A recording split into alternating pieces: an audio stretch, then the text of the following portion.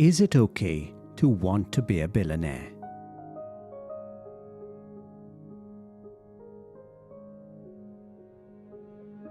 Welcome to an original exploration of everyday moral dilemmas with philosopher Professor Clancy Martin and spiritual guide Daaji.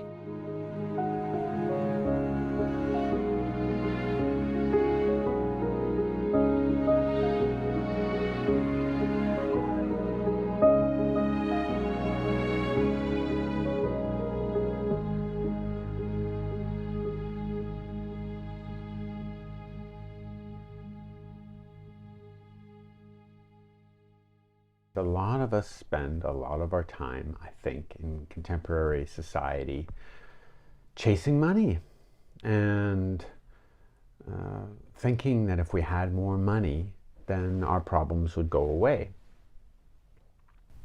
It's not a new question. It's as old, really, as human civilization itself, this question of the relationship between money and the good life.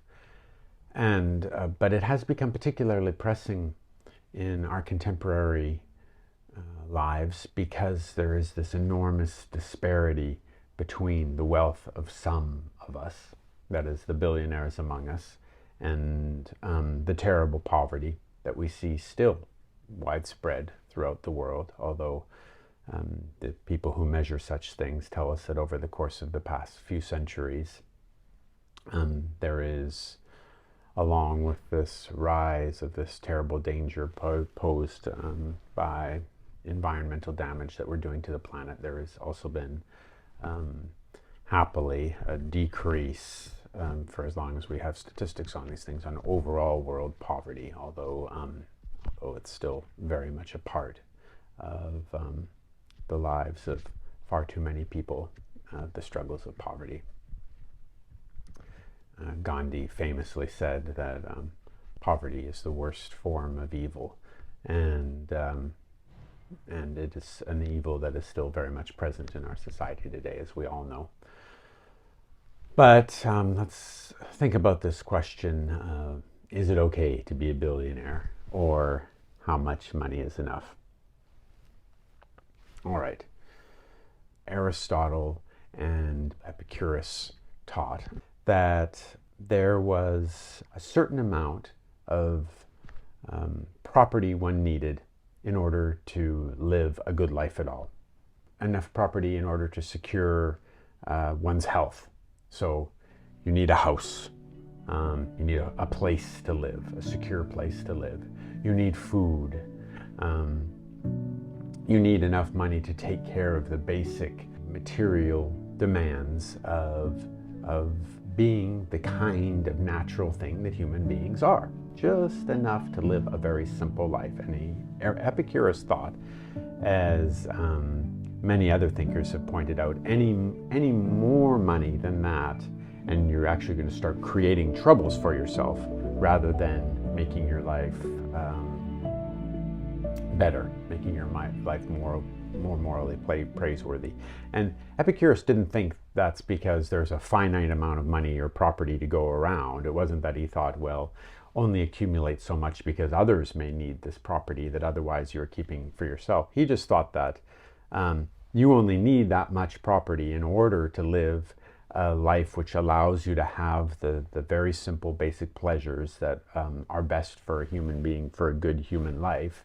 Pleasures of conversation, pleasures of the time to read, to think, to listen to music, to have friends. These, and enjoy a little good food. These things for Epicurus, that was as far as property should go. And after that, he thought securing the property, taking care of the property, growing the property, all these kinds of things are just going to actually make your life less pleasurable. And for Epicurus, that meant less good. You remember that Epicurus thought that pleasure and good were basically the same thing. Moral good were basically the same thing. Aristotle went a little further. Aristotle thought you might want to have a bit more money than that, because Aristotle thought that you ought to entertain. Aristotle thought that, there are certain kinds of pleasures you might want to cultivate that would take a little bit more money than what Epicurus believed. Aristotle thought you're going to want to give gifts. You're going to want to provide your children with a certain kind of education. Probably you're going to want to, run a household. All these kinds of things are going to take a little bit more money than the very simple life advocated by Epicurus. But Aristotle too thought that the guiding principle, as Epicurus argued, the guiding principle ought to be the principle of moderation. In the early stages of the lockdown, my family and I were in the foothills of the Himalayas. This is in March of 2020 when the pandemic was first spreading around the world, and there was this great lockdown in India. And my family and I, we were lucky to be sort of taken in. We found a landlord who would rent us this small apartment behind his shop. And this very kind man and I would often, he had a little bodega, a little mini grocery store, a kind of tuck shop that was in front of the apartment we lived in, behind the tuck shop essentially. And so I'd go and I'd get our sort of daily things from him, our eggs, our lentils, whatever it was that we needed for the day. He made honey there. And he's still a good friend of mine, and always will be, I think, for the rest of my life. And he lived quite a simple life. He lived a life very much like the life that Epicurus recommends. He's a very happy man, lots of friends, very politically well connected in the place where he lived, and just kind of lived a full, abundant life. Had his worries, of course, as we all do, but in terms of the question of material needs, had exactly as much as he wanted and no more. But we both admired this fellow who would pass the apartment he was renting to me every day. And he was a man who, my friend told me, this man was in his 90s, and he had been living in a nearby village all of his life, and he had 3 goats that he would take out for their long walk, and then he would walk them back again. And he said that this man was viewed almost as a kind of saint by many people in the surrounding area, because he had always lived this very, very simple life. And my friend would say to me, I would like to, his name was Paul, just want Paul. And Paul would say to me, this is the kind of person I would really like to be, the person who just has nothing other than his 3 goats, and that's all he needs, and the milk that these goats provide, and that's all he needs in order to satisfy all his wants. That's almost there, the Epicurean ideal. Whereas Paul was living more like Aristotle's idea. He had a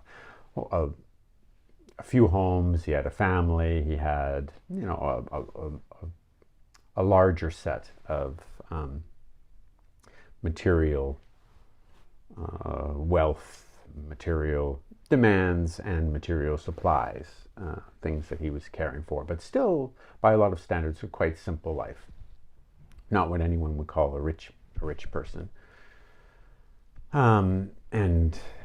But definitely also, I don't think money was really much of a source of a worry to him. When any of our interactions about money, it never seemed like he was worried about money. He was quite content on this money question. He had it sort of squared away. He had his worries about his son and various other worries for friends of his and things, but money was not among his worries. And this is how Aristotle thought you ought to handle it.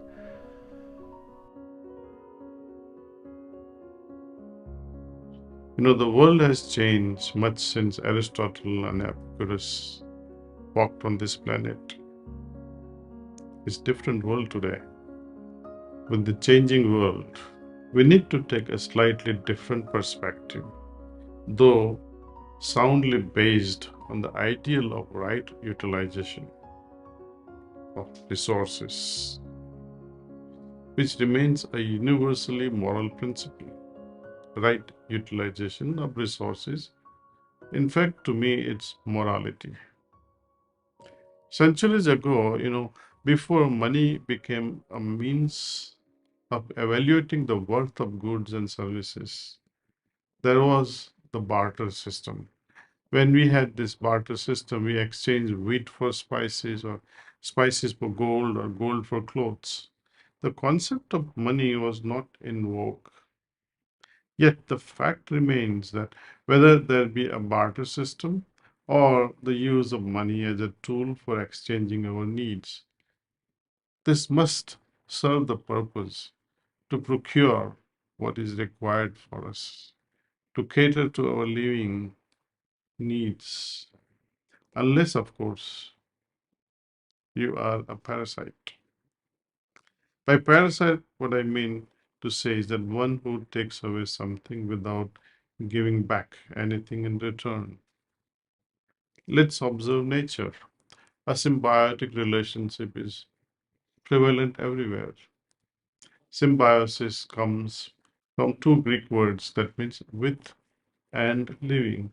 It describes an ecological relationship between two organisms from different species, which are beneficial to both. In this, there is a critical exchange of specific needs between two organisms. What makes us human is the ability to choose with whom you would like to have such a symbiotic relation. In order to maintain that cordial relationship where you want something from the other or someone wants something from you, there will have to be some level of exchange. Money or what money can procure will be involved either directly or indirectly in almost all transactions. Many may argue that money is not everything, but that is often born of a limited view or a self-defeating exercise because they do not see economic means from a philosophical perspective or from a right understanding. Take a look at how it is described in the origins of Indian philosophy. At the root of Indian philosophy for human existence lies the concept of four fundamental requirements or needs. These are artha, dharma, kama, and moksha.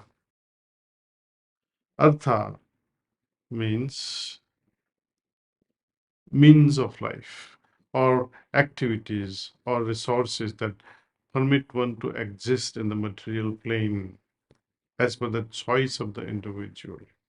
So, put it simply, it noted imperatively the importance of artha or the resources. This broad concept of artha includes what in modern terms we would view it as wealth or a career or activity to make a living, financial security, and economic prosperity. The proper pursuit of artha is considered an important study and knowledge. Collectively, the study of the philosophy and science of artha, called Artha Shastra, included social, legal, economic, and worldly affairs. It was part and parcel of education in the ancient Indian traditions. So, well, if money may not be able to buy everything, everyone is fully aware just how valuable it can prove to be. Ask poor parents who manages life in general for the family, and yet on rainy days like COVID pandemic when they begin to struggle to pay for remdesivir for their children or cannot afford to get an oxygen tank or are unable to find enough money to pay for education. What happens then? It's a different matter in countries like the United States or some countries within Europe, where a large part of education is sponsored by the governments. Imagine a kind of poverty where you run out of money to give a rightful cremation or a burial as a last rites to your dear ones. You know, I recall how some people with whom I interacted a while ago in Denmark, they considered that money is such a bad thing. It's an evil. But is it? Money is power. It is the power holder who determines whether that power will play an evil or auspicious role in his dealings. With the developed nations, the problem is not that of money, but lack of interest on the part of individuals to flourish, plus the terrible unequal distribution of wealth inherent in capitalist society. Eastern traditions reflect several examples of the proper management of such power being attributed to some of the most advanced spiritual beings like King Janaka. One of the most spiritually advanced being in the history of India was a fabulously wealthy and powerful king. In fact, some of the most venerated great avatars or gods in the Indian philosophy were born as princes and were the rich and the mighty personalities. Based on these arguments, I would say too much money is not an evil in itself. I could never have been in a position to change this dry and arid land where this Kanha ashram is without the availability of large sum of money at the right time. With the right use of money, we are able to change the entire ecology of the area of almost 600 acres into a lush green and very peaceful place. Imagine I declare that I have nothing to do with money and I choose to remain poor. How will that help anyone? Should I aspire for misery because my friend is miserable just to give him company? If one has the ability to create enormous wealth, I suggest go ahead with Godspeed. Imagine if all good hearted individuals denounce making money, thinking that it is evil. Then the opportunity of making money will remain open to the wicked and terrorists.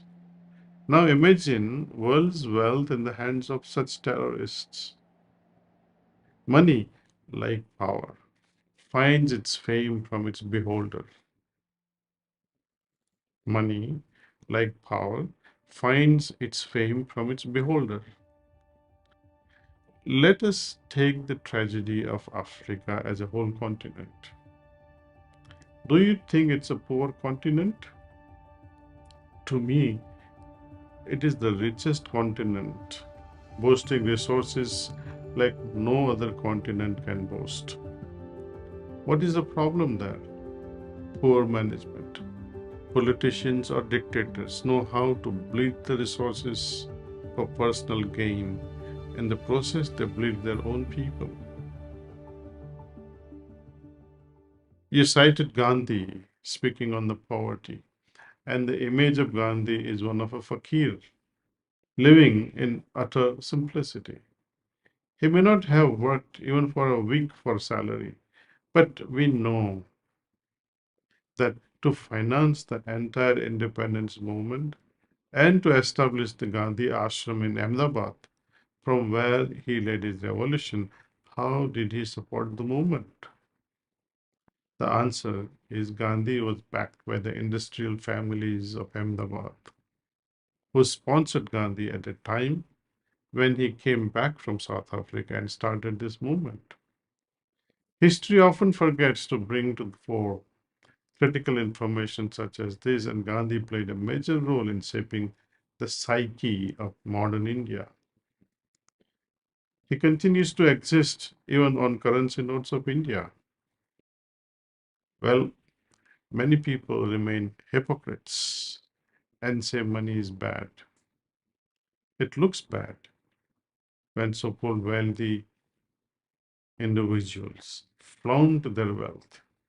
When politicians remain untouchable because of the power they wield, it should not discourage anyone in acquiring that power.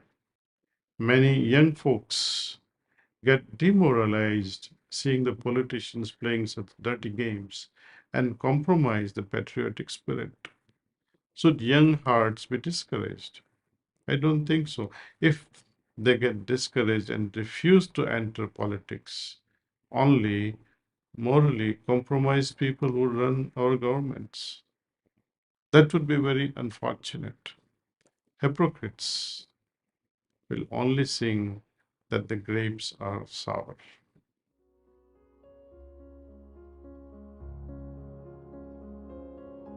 When we have more than we need, we have a profound, serious moral obligation to try to help those who do not have as much as they need. But this is a question, today's question is not about that so much as it is, well, no, wait, it is about that.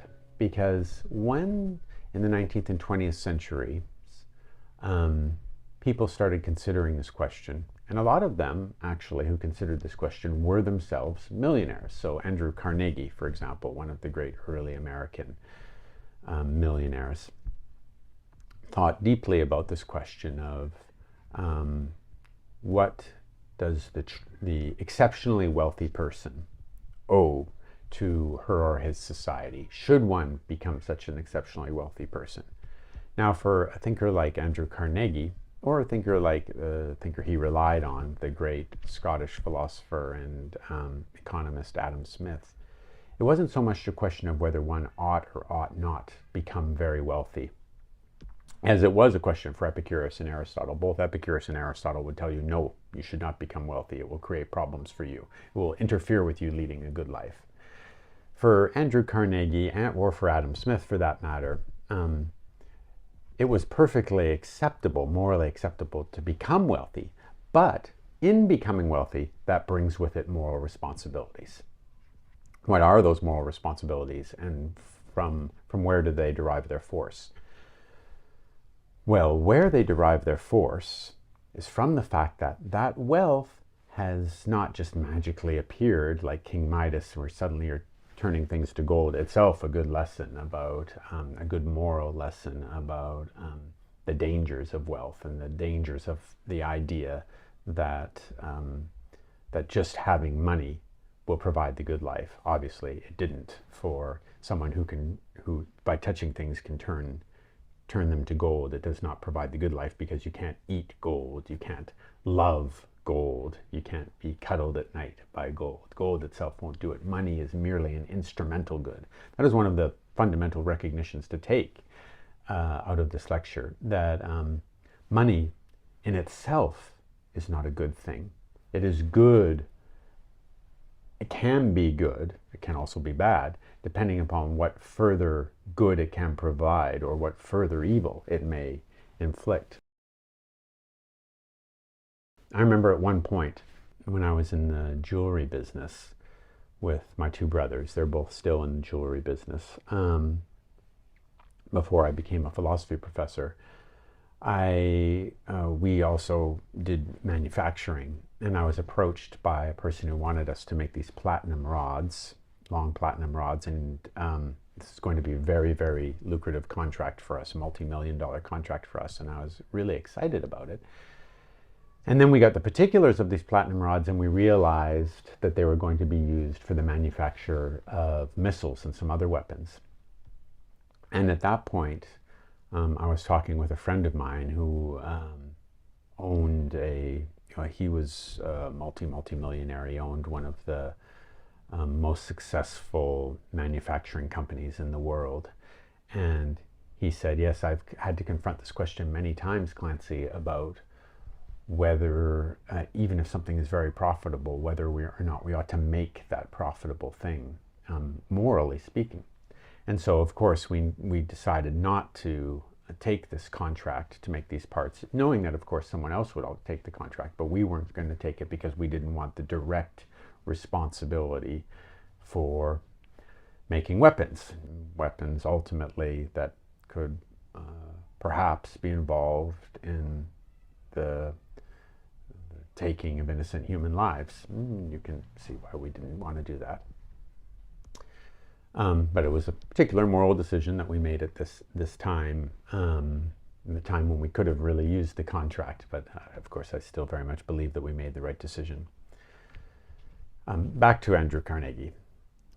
Andrew Carnegie said that the wealthy person does not just create this money out of thin air. The wealthy person is dependent upon the society of which she is a part in order to have the wealth that she does. She could not have this wealth were it not for the many, many people who are, her suppliers, her customers, her manufacturers, and the vast network that sustains the business enterprise which creates her wealth. So Carnegie reasons, and so many other thinkers, including many people like Bill Gates and his foundation and other contemporary billionaires who have been persuaded by Bill Gates, among others. So Carnegie reasons that wealthy person has an obligation to give back to that society.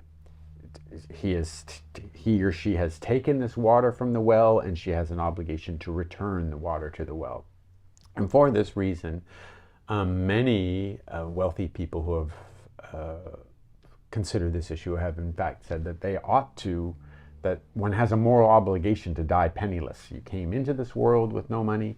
One has a moral obligation to leave the world as one came into it, to give back everything that one has taken. One has effectively borrowed all of this wealth from the world and now has a moral obligation to return it to its source. This way, now there are many ways of giving back, and there might, as we have repeatedly insisted in these lectures, in order to do the right thing, to do the good thing, a lot of deliberation is probably going to be required, a lot of reflection, and you're going to need foundations, and those foundations are going to have to do judicious deliberation to investigate the best way to give back. But nevertheless, one will be obligated, morally obligated, this line of thinking goes. Not because it is of benefit to oneself to give back, although it may be. In fact, as we know from the psychological literature on this question, we get a lot more happiness out of giving than we get out of taking. Be that as it may, but it is not for benefit of oneself that one returns this money to society. It is out of a notion of duty, out of the respect for the fact that one has made all of this money as a consequence of the society of which one is a part, or of the world of which one is a part. And so one has this moral obligation to return that wealth to the society through, as I was saying, judicious reflection, through a lot of thought about how best to do this. Do wealthy people have a moral obligation to give back to society? If yes, when do you know you've earned enough to start giving back? Let's take up this second question first. If I had $1 billion, I would still consider it is not enough, since I have a passion for one thing, and that is to create many places in the world where we can have many little oases of peace, where people can live as one unit together in harmony and lead a balanced life. They can practice spirituality and whatnot, something that can make them really, really happy. As far as individual need of mine is concerned, for that I have always adjusted myself when I did not have even $1 in my pocket, nor am I wasteful when I have abundance. In general, people do not feel it is ever enough. Spendthrifts always feel it has never been enough, and people like me also feel that I can do a lot more if I had just a little more. What is the difference between the two approaches? In latter case, there is no loss of sanity or peace, while in the case of spendthrift or a drug addict, he may even commit murder to gain what they do not possess. Now, back to your first question, do wealthy people have a moral obligation to give back to society? I would say yes and no. Wealthy individuals, if they only abide by the legal laws of the nation, the taxation in itself is sufficient. Rather, more than sufficient to run all kinds of social and welfare programs for the benefits of disadvantaged. Imagine you worked hard in making 100 million. And now with Biden's tax proposal, if you are hit with 60% taxation, what you would have left with you is 40 million, and you would end up giving 60 million to Uncle Sam. Naturally, it will hurt anyone. Even though you may be needing only 500,000 or 100,000 to lead your life. Legally, one can manipulate, as they say, cooking up the accounts. Then you might just pay $750 for your personal tax returns year after year while you are rolling in business with billions of dollars. And you already know about whom I'm talking, President Trump. Legally, it may be sound to deduct certain expenses, but should you do that if you are compromising your moral responsibility? How would you decide this? Is your inner compass ready to see the wrong and avoid it no matter what?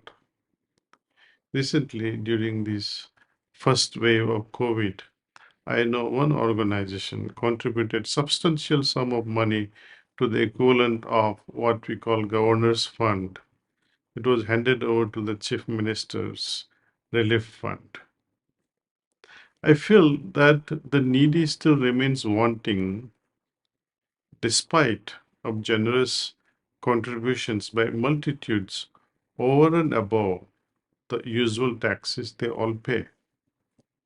Such a combined effort will bring about revolutionary changes in the society, but the needy never gets back even 5% of what was contributed to the government. I used to give, $20 every month to one very noble Christian institute who used to look after disadvantaged children worldwide. Every Christmas, I used to get a lovely hand-drawn card and few words of appreciation from a child. It was heartwarming, and you can say, yes, you are doing really a good thing. Later, I found from those letters and yearly cards that I used to receive during the Christmas that this child hailed from Chennai, a city in south of India. So I expressed to the institute who used to receive my money to let me meet the child and hence requested for the address. I used to almost visit Chennai, India, at least 3-4 times a year from New York. This institute denied me. They say you cannot directly meet this child. Later on, I learned from one public broadcasting station's documentary, which was quite revealing, that most of such funds given to such religious institutions, almost to the tunes of 80% are spent up in administrative activities and hardly 20% reaches to the needy. Now imagine 20% of $20 to that child. $4 going every month. Of course, that $4 was also too much for that child. If that 20 was given directly, perhaps family would have survived and received regular food at least. Should I not give directly in such scenario? I think where corrupt NGOs or charitable organizations or corrupt politicians create various programs for their survival, I think we need to monitor all these corrupt NGOs and politicians. But, politicians are untouchable.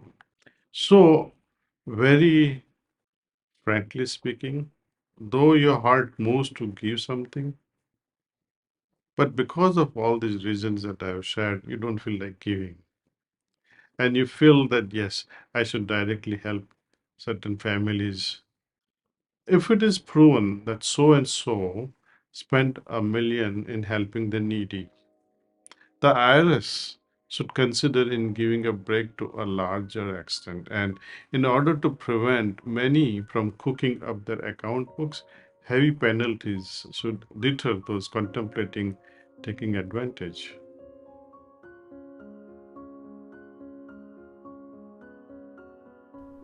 There are certainly thinkers who will argue that one's view of the matter ought to be more narrow, that one ought to only think about money in the way in which it can sort of benefit oneself and one's friends.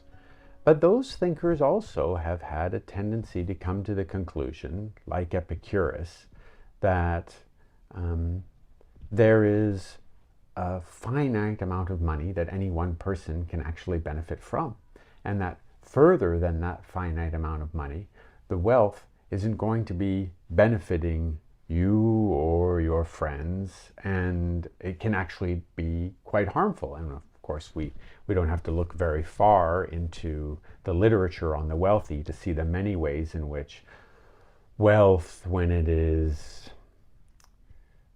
spent without discretion, without thought about the ways in which this is actually contributing to the moral well-being of the people who own that wealth, winds up having very destructive effects on the people around them, including family members, including friends, etc.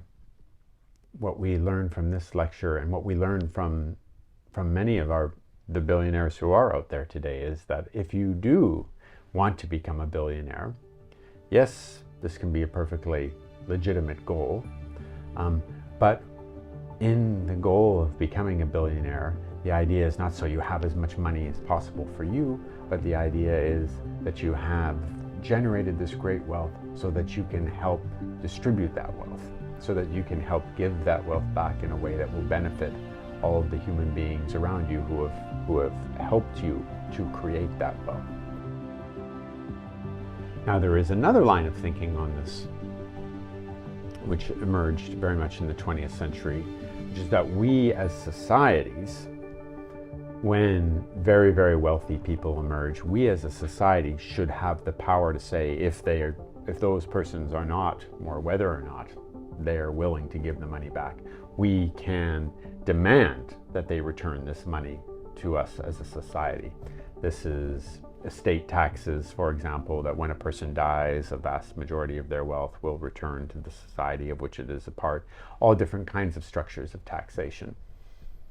And when we talk about, as we are talking about right now, taxes on the very wealthy, this is the idea that at a certain point, because any one person only needs so much wealth, and because that wealth has come from the society of which that person is a part, the society can say, no, we have many needs, and we need wealth in order to provide for those needs, so we are going to take that wealth away from you. Whether or not you want to philanthropically give it back, we're going to take it, and that is generally done in the form of taxation. And this argument was most famously made by the 20th century economist John Kenneth Galbraith, and he has been enormously influential. It was also made by a philosopher we've spoken about quite a bit in a previous lecture, John Rawls. John Rawls argued that when we're thinking about the distribution of property, we ought to think about the question of fairness. And when we're thinking about the question of fairness, we ought to think about advantages that people receive and doing our best to level the playing field and doing our best to minimize differences so as to maximize equality. And what is the principal way we are going to maximize equality in a society? The redistribution of property. His student, Robert Nozick, argued that this redistribution of property was fundamentally unjust. Why? Because we are entitled to the property that we gathered on our own. And this is one of the great debates of the 20th century that continues into the 21st century. The question of whether we as societies are doing the right and just thing when we redistribute wealth through taxes, or we're doing the wrong thing because we are taking property which legitimately belongs to some person. And Robert Nozick, for example, says, by all means, we should encourage the wealthy to give their wealth away to help with the needs of society, to recognizing the fact that resources are scarce, but we cannot say that the wealthy are morally obligated to do so. The world has finite resources, yet the goal of every business is to continually expand. People are still dying of starvation across the world. In such a scenario, how can I justify aspiring to wealth and luxury? To me, remaining poor as a choice is not going to help another person. In fact, remaining poor will add burden to what already is existing. So, good-hearted people should not worry about such logical arguments that it is not proper to make money while others are suffering. Ideal would be all should make and share what their heart would allow. After all, when you squeeze an unripe orange, you will only have a bitter taste. In service to another human, to me it is like serving the Lord. How can I offer such a bitter juice at the altar of my Lord? So, the willingness of the heart, given things with joy, embellishes that particular act. Give with respect, give with love, and never let the other person feel that they are needy and you are doing them a favor of some sort. Money, money, money. Who would not like? We all like it. Rather, we all love it. It is a means to fulfill our needs and much more, actually. What did Judas gain when he betrayed and sold the Lord Jesus for the legendary 30 pieces of silver? Something to ponder, something to think.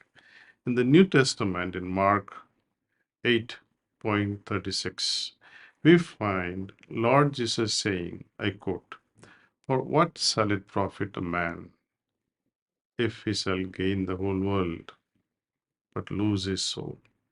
Unquote. What did he mean by that? He conveys that life is not only for that, but also to fulfill the needs of the Spirit. For us to fulfill our inner needs, we will have to pay attention and recognize those inner needs.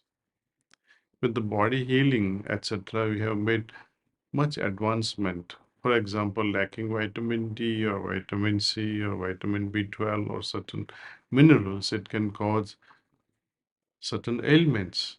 Providing this via balanced diet helps us remain healthier. To maintain physical health, there we have at our disposal many ways to keep it fit. For example, swimming, jogging, walking. What sort of qualitative deficiency can cause my inner health to decline? What sort of qualities must I develop in order to enrich my inner health at a spiritual level? I think enriching our spiritual wing, besides flourishing at a physical level in a material world, that brings about stronger balance and overall happiness. To me, the spiritual life and external life that we all talk about, the world of money, they need to be balanced. One should not be in excess of the other. Both should be in perfect balance, rather integrated, so that life can be more harmonious with inner world as well as outer world. Thank you, Daaji, and thank you, Dr. Clancy Martin, for those valuable insights into this fascinating topic. Thank you also to our listeners and viewers for joining us. Do join us again for the next episode of Compass. Until then, goodbye.